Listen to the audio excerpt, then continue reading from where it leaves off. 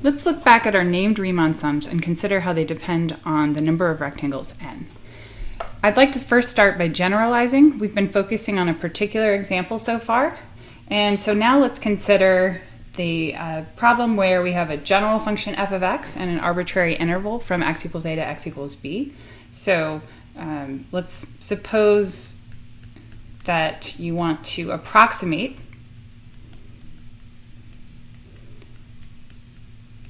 the area under some curve f of x on the interval from a to b, and we're going to do so using n rectangles. So like I said before, we're going to assume that we have rectangles of equal width. The width of each rectangle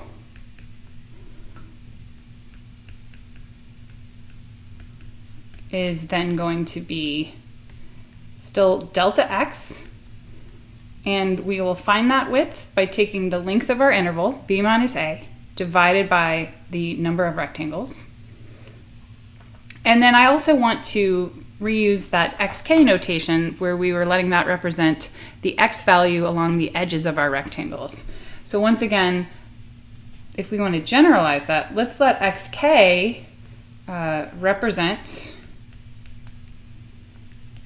the x value at the right edge of the kth rectangle.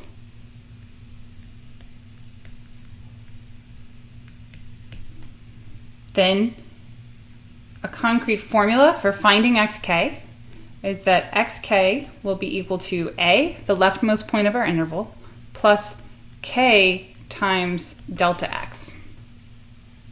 Now, I do want to emphasize both our formula for delta x as well as our formula for x sub k. These are going to be used a lot in the coming lectures. So now that I have that general setup, I can now express the different named Riemann sums that we looked at. So one such sum was the left-hand sum. And we established that we can take the sum of the function evaluated at each of our x sub k's except the last one. So I stop at xn minus 1 times delta x. In our example, that looked like going from x0 up to x4. And now I want to bring in our first video from this lecture and use some sigma notation to point out then that we can express this as a sum. And one way to write this sum is to identify that the general term in here is of the form f of xk times delta x, and I just need to identify the suitable values that k should range over. For the left-hand sum, we see that we start at k equals 0 and we stop at n minus 1. So that is a nice concise way we can write the left-hand sum. The right-hand sum, again, is similar in that we're adding the heights, but here we start with x1, we skip over x sub 0, and we go all the way to xn. This has a very similar structure. So writing this in sigma notation, I can again represent the general term as f of xk delta x, but here I would sum from k equals 1 to n. So that's the subtle difference between those two sigma representations. Then next we looked at the midpoint sum. And we'll see here we have to be a little bit more careful with how we are computing what we evaluate our function at. And in general, we saw that we had to compute the height by averaging the x values that lie on either side of our subinterval. And we had to do this for n of our rectangles. And again, this just represents the sum of the heights. So we still need to multiply by our common width, delta x, just like we did in our previous Riemann sums. And if I want to write this in sigma notation, I can capture this pattern, summing from k equals 1 to n. And what I am evaluating my function at is xk minus 1 plus xk over 2. This is once again multiplied by delta x.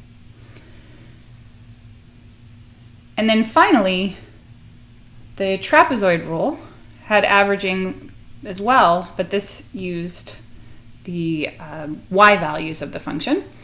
So we looked at taking the average of the y values on my first subinterval and doing that for each of my n subintervals.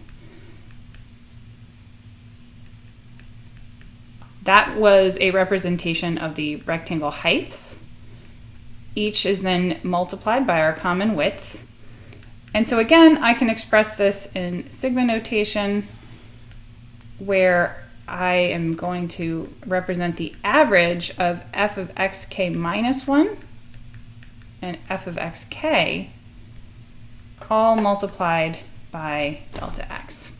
So one thing to notice here is that these all have n terms. That's representative of the n rectangles. They all have a multiplier of delta x, which is the common width. And the difference is how we're computing the height of the rectangles in each of these different schemes.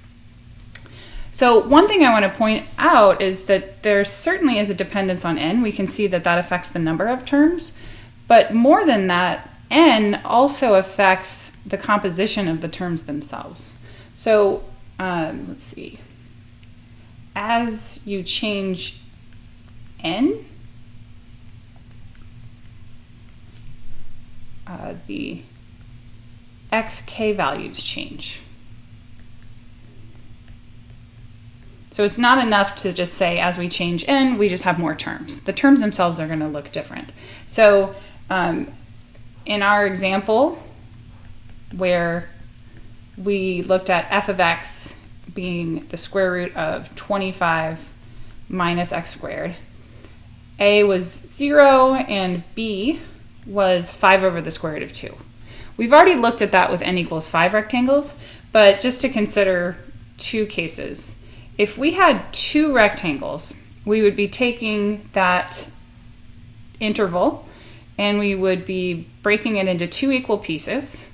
So that would result in then having three xk values. x0 would be 0. x1 would be halfway through, I should say, that interval. So 5 over 2 root 2. And finally, x2 would be 5 over root 2.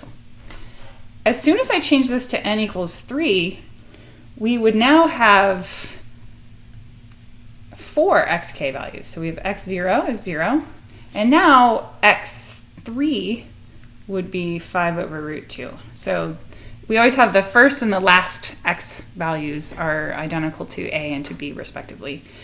But I have these intermediate values of x1, and we also have x2.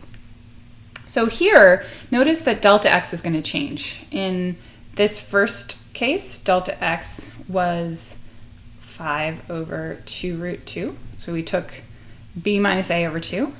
In this example, when I change n to 3, now delta x is 5 over 3 root 2. So consequently, our x1, I'm going to add delta x. So 1 times delta x plus 0 using my formula. And again, the way we defined xk earlier in this particular video, to find x2, I take a, which is 0, plus 2 times delta x. And so we get 10 over 3 root 2. So notice that these values, x1 and x2, don't even appear when I'm looking at this part here. So as we're changing n, the actual number of terms is changing, but so is the value of the terms themselves. So that's one of the key features of a Riemann sum that we'll point out later when we start talking about series and other places that we might see sigma notation. So the last thing I want to point out here, so we see that certainly the value of n has some effect on this. And so a key feature we're going to see is that in general, with different Riemann sums, when we increase the number of rectangles n,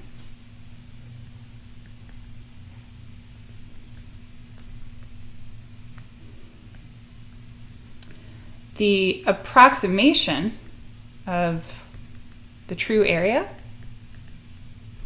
improves. So more rectangles in general implies a better approximation.